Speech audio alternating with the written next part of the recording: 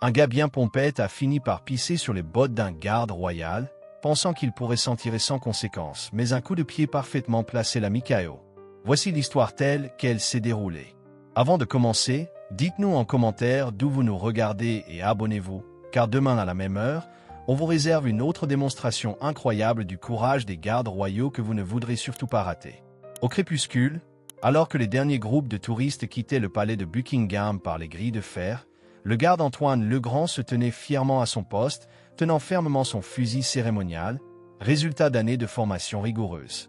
Son uniforme rouge vif était impeccable malgré ses 12 heures de service, et chaque bouton brillait sous la lumière déclinante. Soudain, le bruit fracassant du verre brisé vint rompre le calme du soir. Un rire rauque et mal assuré résonna dans la cour, suivi du vacillement d'un passant. Nom d'une pipe, qui a foutu ça ici, lança Marc Dupuis en émergeant de l'ombre, son t-shirt maculé de bière et de sueur, témoignage d'un après-midi bien arrosé au bistrot du coin. Il titubait sur les dalles du palais, semant derrière lui un sillage de gravier déplacé et de jurons embrouillés. L'odeur âcre d'alcool bon marché et de clopes usagées annonçait sa présence avant même qu'il ne parle. « Et qu'est-ce qu'on a là ?» demanda Marc, ses yeux injectés de sang se posant sur la silhouette immobile d'Antoine. D'une voix alourdie par trop de verre, il s'exclama « Regarde-moi ce monsieur, tout bien habillé comme un sapin de Noël. » Pendant ce temps, les touristes se hâtaient vers la sortie, les parents tirant leurs enfants loin du spectacle qui se déroulait devant eux. Deux couples de personnes âgées s'étaient arrêtés près d'un pilier de pierre, le visage empreint d'inquiétude en regardant Marc s'approcher. « T'imagines, tu dois avoir super chaud dans ce costard, hein ?» lança-t-il, s'avançant avec une détermination chancelante.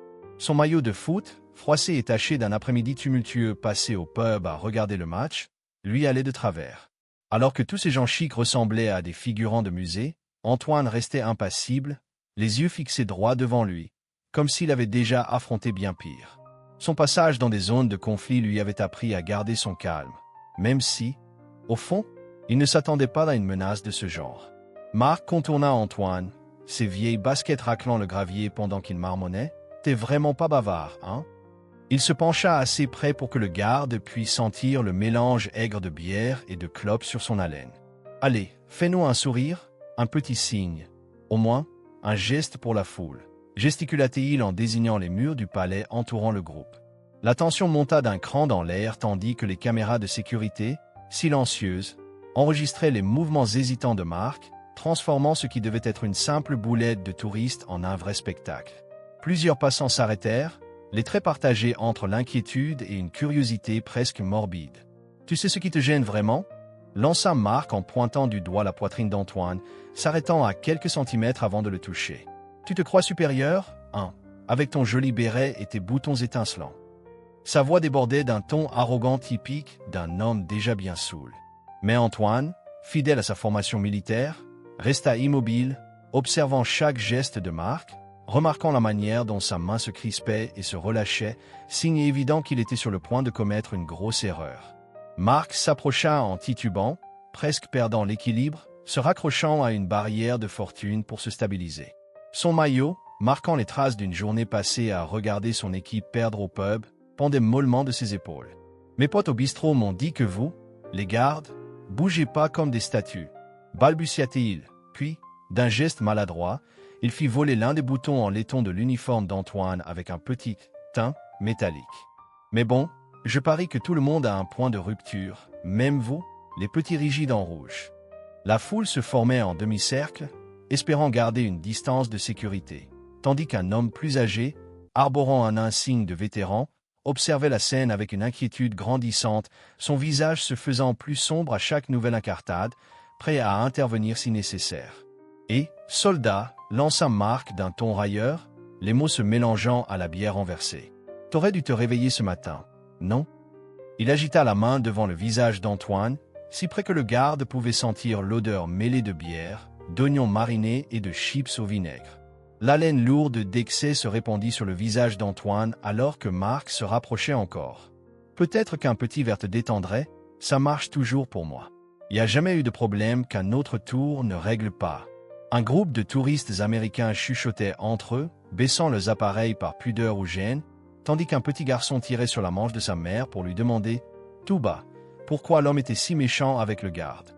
Sa mère le tira rapidement, le visage grimaçant de désapprobation. Sans crier gare, Marc lança sa canette à moitié vide en direction du visage d'Antoine, la bière éclaboussant partout.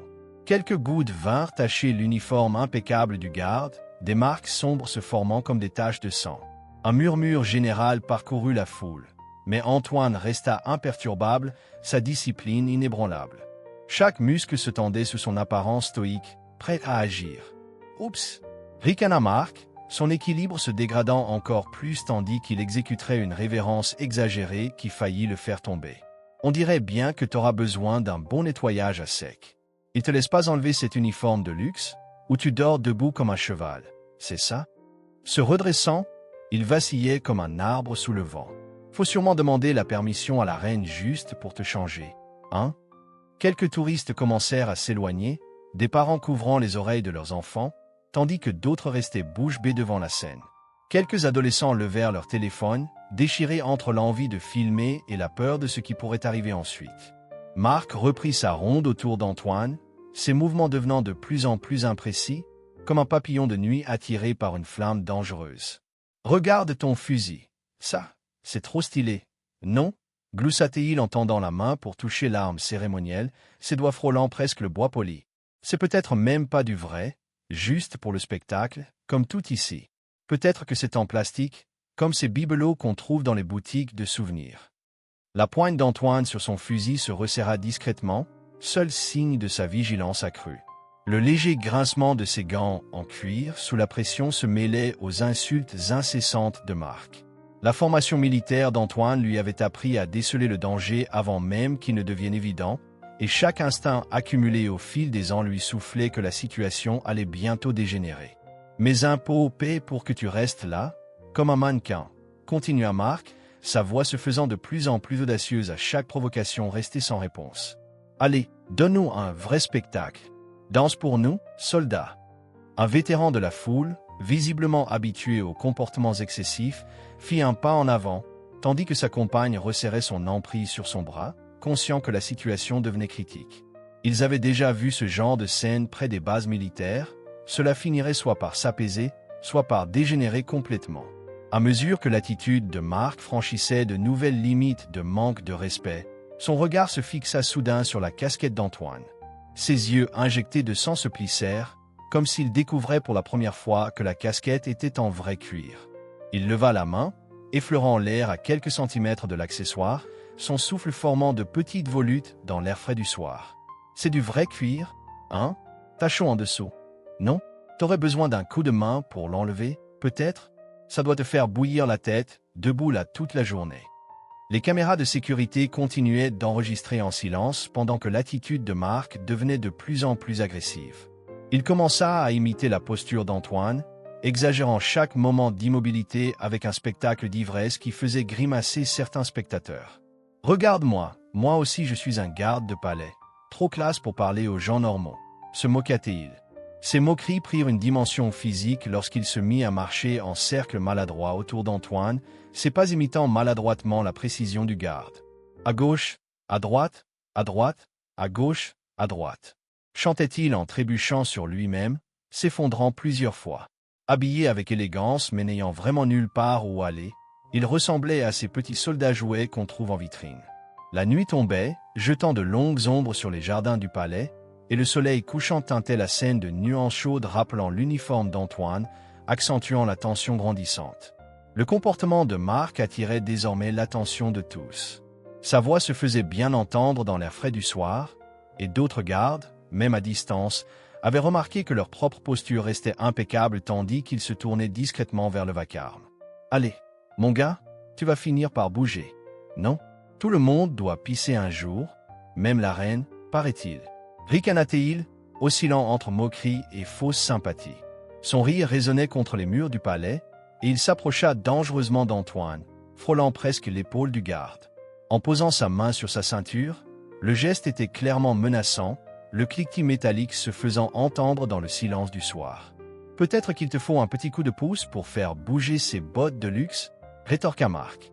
Antoine restait immobile, mais son instinct militaire était en alerte maximale. Chaque muscle se tendait sous son uniforme cérémonial, prêt à réagir. Il avait déjà vu des ivrognes agressifs, qu'ils soient en uniforme ou non, mais quelque chose dans l'attitude de Mark indiquait que cette situation allait franchir une ligne rouge.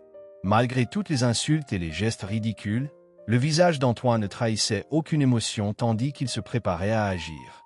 La voix de Mark devint alors plus acerbe et toute trace d'humour s'évapora comme les dernières lueurs du jour. Voyons combien de temps tu peux tenir ce pose de statue quand je te montre ce qui t'attend. Baragouina Mark, maladroitement en train de manipuler sa braguette. Le bruit résonna dans la cour soudainement silencieuse et la foule commença à reculer, consciente de ce qui allait suivre. « Allez, on arrose le jardin du palais, mon pote » lança-t-il, sa détermination ivre prenant le dessus sur toute décence. « Puisque t'es tellement doué pour rester figé, voyons comment tu gères ça, soldat. » Une femme dans la foule détourna le regard avec dégoût, emmenant précipitamment ses enfants tandis que la scène continuait de dégénérer. Un vétéran plus âgé, observant toute la scène, serra les poings. Ses années de discipline militaire semblaient contenir à peine l'envie d'intervenir, et la main de sa compagne se resserrait autour de son bras, conscient que la situation dépassait largement la simple boulette d'un ivrogne. « J'ai toujours voulu laisser ma marque dans l'histoire », déclara Mark avec une arrogance éméchée, se plaçant résolument devant Antoine. Voilà une manière de faire. Il vacilla dangereusement, peinant à garder son équilibre, tout en visant les bottes impeccablement cirées d'Antoine. Le garde ne bougea pas, mais on pouvait percevoir une tension nouvelle dans sa posture, un signe subtil que seul un véritable soldat saurait reconnaître. Ses yeux, toujours fixés droit devant, avaient pris la concentration d'un combattant aguerri évaluant une menace. Sa prise sur le fusil cérémonial se resserra légèrement, résultat d'une mémoire musculaire acquise après des années de service. Puis, le premier éclaboussement de liquide contre le cuir rompit enfin le silence pesant. Mark se mit à siffler une mélodie sans véritable ton tout en se soulageant délibérément sur les bottes d'Antoine. Le cuir noir, jadis étincelant après des heures de soins, se ternit sous l'insulte. « Regarde-moi ça, plus parfait du tout, hein ?» se pavanait Mark, sa voix résonnant dans la cour désormais silencieuse. Il continua son numéro, vacillant en salissant l'uniforme porté fièrement par des générations de soldats. « Peut-être que tu devrais repenser à ce truc de rester immobile, mon gars. » Les spectateurs, horrifiés, restaient figés, incapables de détourner les yeux. Certains sortirent leur téléphone, incertains de s'il fallait appeler la sécurité ou simplement enregistrer les conséquences de l'acte de Mark. La tension était telle, comparable à l'instant qui précède l'orage. « On dirait que j'en ai presque fini », annonça Mark, visiblement fier de son insolence éméchée. « À moins que tu veuilles bouger maintenant. » Il riait de sa propre plaisanterie, totalement inconscient des tout petits changements dans la posture d'Antoine. Ce dernier avait légèrement modifié son équilibre, son poids se déplaçant subtilement de manière à alerter tout observateur habitué à la discipline militaire. Un vétéran dans la foule reconnut immédiatement les signes avant-coureurs et fit un pas en arrière, tirant sa compagne près de lui. Ses années de service lui avaient appris à détecter le danger imminent, et chaque fibre de son être lui disait que la situation allait exploser. Toujours figé dans son imperturbable attitude, Mark se permit de lancer. « Eh bien, tu peux pas dire que je t'ai pas laissé une chance de bouger. » Tellement absorbé par sa propre bêtise qu'il ne remarqua pas les légers ajustements dans la posture d'Antoine, la légère flexion de son genou, le déplacement subtil de son poids sur le pied arrière. Le temps sembla ralentir alors que Mark continuait sa tirade ivre, toujours en train de se soulager sur les bottes du garde.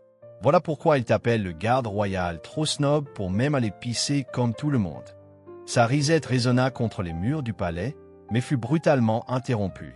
Antoine avait supporté toutes les insultes, les moqueries et le harcèlement avec la patience imposée par son métier. Mais cette ultime profanation de son uniforme, celui qui symbolisait des siècles de service et de sacrifice, avait dépassé toutes les limites. Son entraînement militaire lui avait appris à réagir de manière proportionnée, à agir avec mesure face aux menaces. En une fraction de seconde, tout son conditionnement se mit en marche, calculant trajectoire, force et conséquences avec une précision redoutable. Ce qui se passa ensuite fut exécuté de manière si parfaite que beaucoup de témoins n'ont plus tardé à se demander s'ils avaient vraiment assisté à la scène. La jambe d'Antoine se releva en un arc parfait, et sa botte, d'une précision chirurgicale, frappa sa cible. Des années d'entraînement au combat et de discipline cérémonielle s'étaient combinées en un mouvement dévastateur dont l'impact fut immédiat.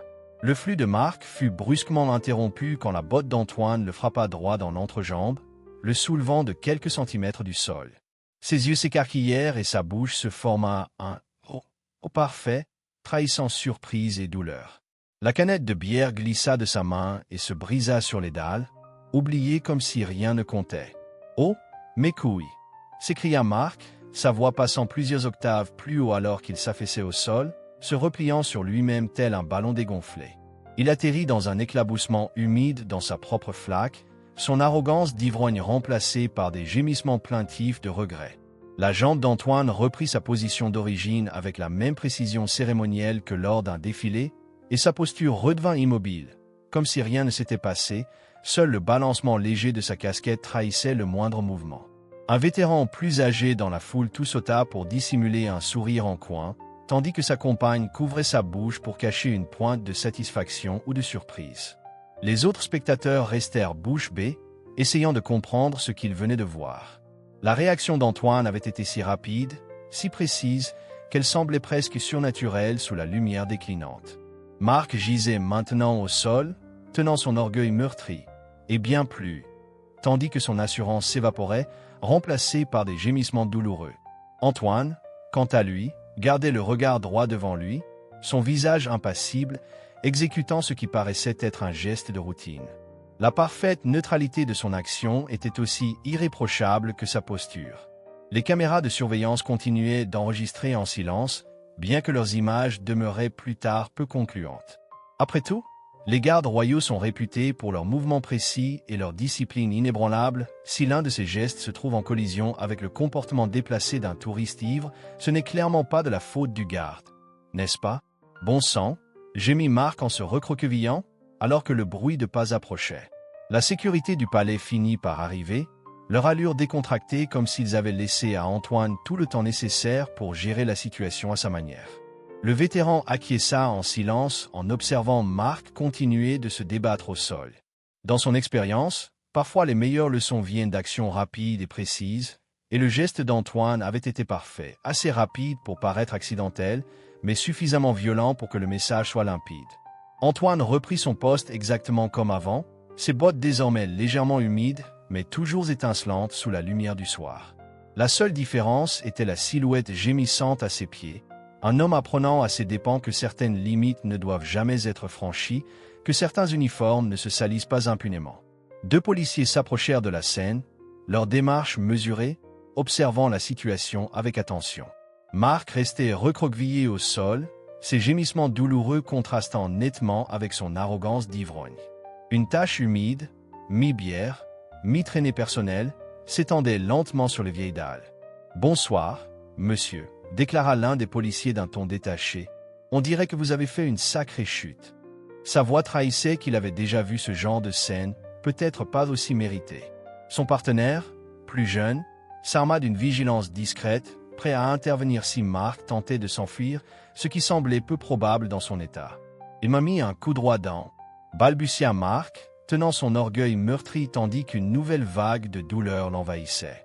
L'agent plus âgé échangea un regard complice avec son collègue, puis jeta un coup d'œil vers Antoine, toujours immobile à son poste, l'incarnation parfaite de la discipline. « Drôle, je n'ai rien vu de travers dans la formation. »« Pas toi, Martin ?» répondit le jeune officier en étouffant un sourire. Il sortit son carnet, stylo en main. Il y a clairement des preuves d'urine publique, d'ivresse et d'agression sur un garde royal. Les protestations de Marc s'amenuisaient au fur et à mesure que les policiers énuméraient ces délits. Le vétéran qui avait tout observé s'avança, affichant une prestance militaire, et déclara aux agents « Si vous avez besoin d'un témoignage, j'ai vu ce jeune homme pisser délibérément sur l'uniforme du garde. Le garde n'a pas bougé une seule fois. Vous voyez ?» La voix de l'agent plus âgé se fit entendre avec une pointe d'admiration. Voilà ce qu'on appelle le dévouement au devoir. Puis, se tournant vers Marc qui avait réussi à se redresser malgré son teint pâle et ses traits crispés, l'agent dit « Allez, monsieur, on va vous arranger ça. » Tandis que les policiers l'aidaient à se lever, ses jambes tremblaient, mêlant les effets de l'alcool et de la douleur. Le plus jeune murmura à l'oreille de Marc « assez fort pour qu'il entende bien. La prochaine fois que tu voudras tester la patience d'un garde royal, rappelle-toi que ces hommes ne sont pas là que pour faire joli. Ce sont des soldats entraînés au combat qui savent se retenir. Marc ne put qu'acquiescer faiblement tandis qu'il le guidait vers leur voiture d'intervention, son assurance remplacée par une démarche chancelante qui lui rappelait douloureusement la leçon apprise sur le respect et ses conséquences. Le vétéran et sa compagne restèrent un moment à observer la voiture de police s'éloigner. « C'est ça, la forme », commenta-t-il assez fort pour qu'Antoine entende, « une exécution parfaite, comme un défilé. » Sa compagne serra sa main, partageant la même compréhension tacite. Peu à peu, les spectateurs se dispersèrent, leurs murmures chargés d'un sentiment de justice plutôt que de stupéfaction, certains hochant la tête en passant devant le poste d'Antoine, comprenant que ce n'était pas juste un gars en uniforme, mais bien un soldat qui imposait le respect par son engagement sans faille. Dans les jours qui suivirent, l'incident au palais de Buckingham devint une sorte de légende discrète parmi les gardes. Ce n'était pas parce qu'Antoine avait enfreint le protocole, il n'avait officiellement rien bougé, mais parce qu'il avait démontré quelque chose de bien plus important, l'équilibre fragile entre la cérémonie et la réalité. Ce béret rouge et cette casquette, même s'ils semblent ornementaux aux yeux des touristes, portent en eux un sens profond. Chaque garde qui porte cet uniforme supporte le poids de siècles de tradition et la responsabilité de défendre ce que représente cette tradition.